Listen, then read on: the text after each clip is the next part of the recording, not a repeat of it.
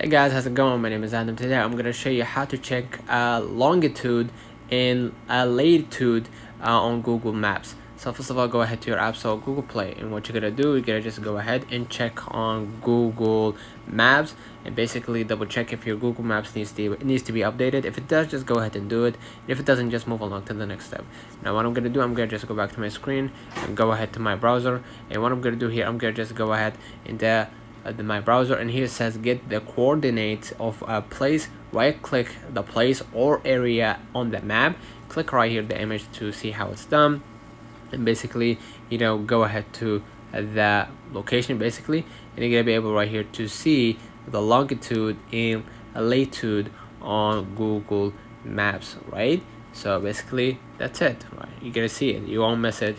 You're gonna be able to click on the location and you're gonna be able to see the coordinates. Let me know in the comments if this video helped you. Don't forget to like and subscribe. Don't forget to follow us on social media, and see you in the next one.